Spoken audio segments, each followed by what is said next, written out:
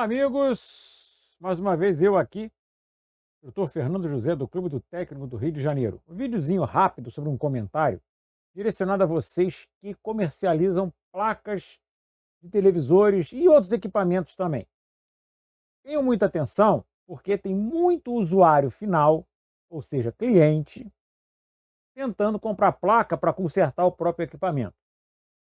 Isso acontece por quê? Isso acontece por vários motivos. Uma grande parcela é culpa do próprio técnico, que vai na casa do cliente ou, ao atender o cliente na sua própria oficina, fala para o cliente que o defeito está na placa tal, o defeito está na placa tal, tem que trocar a placa tal. O cliente, meio esperto, ou metido a malandro, ok? Ele retira o aparelho, ou diz para o técnico que depois vai chamá-lo, vai pensar. Aí quando o técnico dá as costas, ele vai lá para o computador, e vai procurar a placa tal do aparelho tal.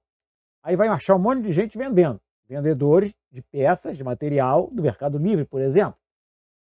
Aí ele vai e localiza você. Compra a placa, chega em casa, ele estava perto quando o cara abriu o aparelho, se o cara abriu o aparelho na casa dele, ele estava perto, viu como é que abre o aparelho, troca a placa. Se o técnico deu o diagnóstico correto, ele vai trocar a placa, o aparelho vai funcionar, ele vai ficar rindo da cara do técnico. Se o técnico deu o diagnóstico errado, o aparelho não vai funcionar e acreditem se quiser. Já tivemos situações aonde uma pessoa, que não interessa aqui qual foi, fez um orçamento para uma pessoa vizinha a ele, a pessoa disse que depois ia ver, uma semana depois o cara vai reclamar com ele, se encontraram na rua, porque eram vizinhos. Você falou que minha televisão era defeito na placa tal? E não era. Comprei a placa, troquei e não era. Ou seja, ele queria, não que o cara consertasse o aparelho, ele queria saber o que ele tinha que trocar no aparelho.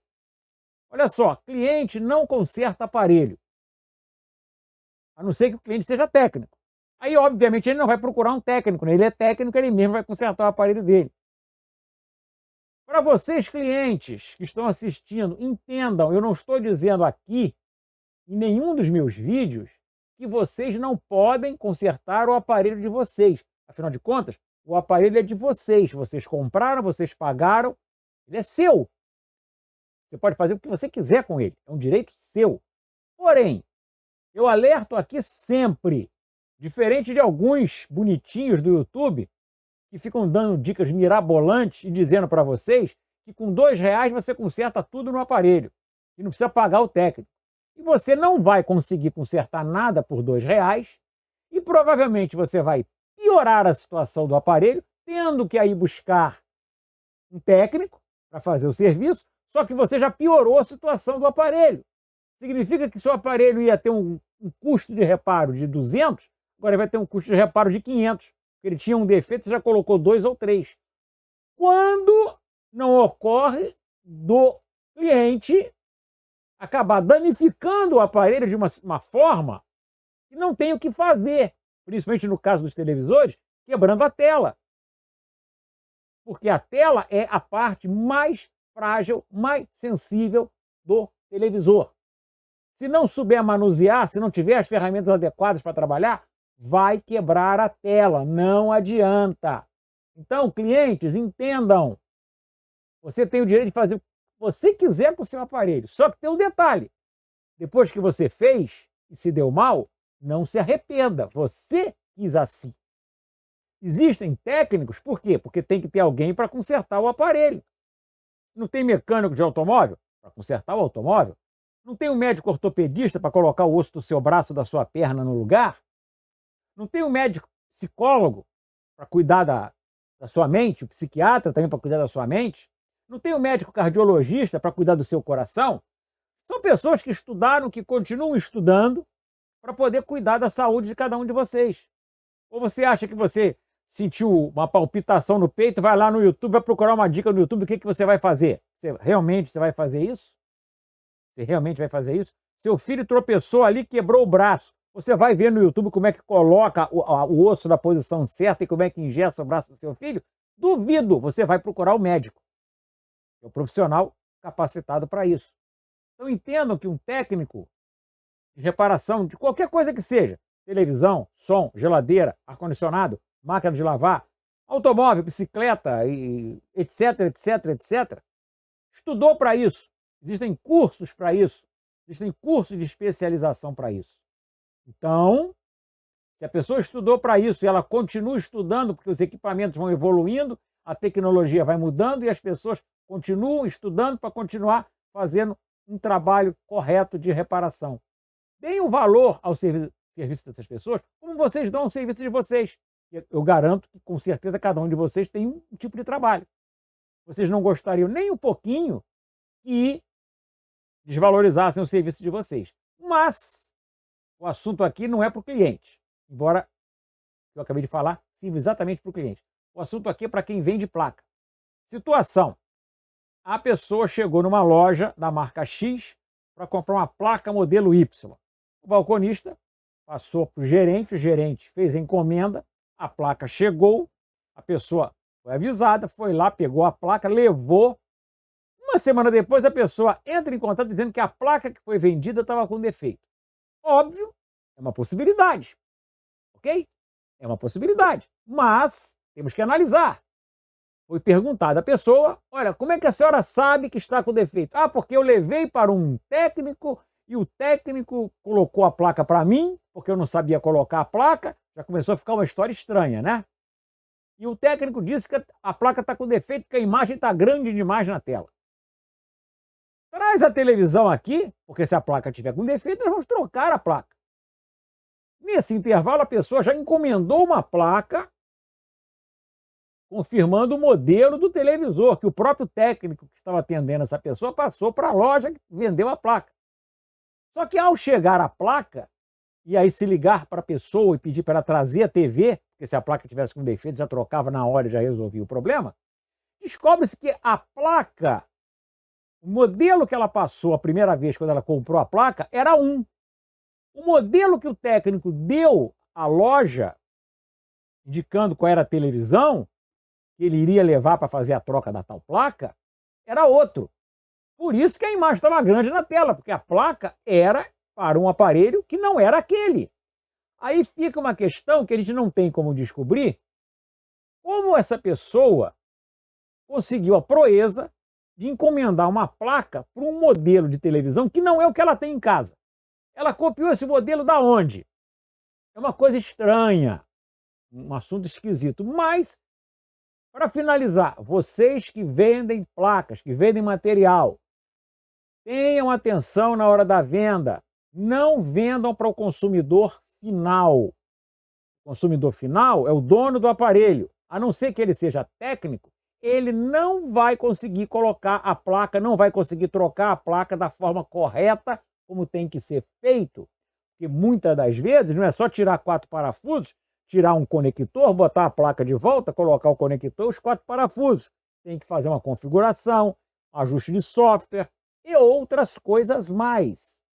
Se não for feito isso, corre-se o risco de danificar a placa nova, ou seja, o prejuízo começa a dobrar. E para vocês vai sobrar problema, porque o cliente vai reclamar que a placa que você vendeu está com defeito. Então, orientem seus vendedores, seus balconistas, a pessoa que atende no computador se você vende pela internet. Façam perguntas ao comprador antes de efetuar a venda. Por quê? Porque você pode evitar muitos problemas dessa forma. Porque certas perguntas, só quem vai saber responder a você é o técnico. O leigo não vai saber responder a você. Ou ele vai te responder daqui a 2 dias, porque ele vai buscar no Google a resposta para a tua pergunta. E normalmente a pergunta é uma coisa que você está fazendo a pergunta para um técnico, em máximo meia hora, se ele não estava conectado na hora que você respondeu e que você perguntou, em meia hora ele vai te responder a pergunta. Mas ele levou 2 dias para responder. Tem algo de errado na história. Então, ó, a placa acabou, esgotou o estoque. Tá? Evita vender para cliente final. Dessa forma você está evitando problemas para você e também para o próprio cliente. Por quê? Porque ele vai comprar a peça errada, ele vai instalar a peça de forma errada, ele vai acabar aumentando o tamanho do problema se ele não danificar irremediavelmente o aparelho dele, que tem acontecido muito com televisão. Muito. Mais do que se possa imaginar. De volta e meia, pelo menos 2, 3 vezes por semana, chega um desesperado no balcão, com a televisão, uma tampa de um lado, a moldura de outro, a tela enfiada dentro de um cobertor. Ah, porque eu desmontei, porque eu vi que era fácil trocar e não consigo montar a TV. E quando você vai ver, obviamente você tem que ver isso no balcão, não é lá dentro da oficina, é na frente do cliente. Quando você vai ver, a tela está quebrada. O cara conseguiu soltar os drivers de coluna da Vcom para a tela. Coisas do gênero. Então fica aqui a dica para vocês que vendem material. Façam perguntas antes de efetuar a venda. Vocês vão evitar muitos problemas para vocês e também vão evitar problema para o cliente.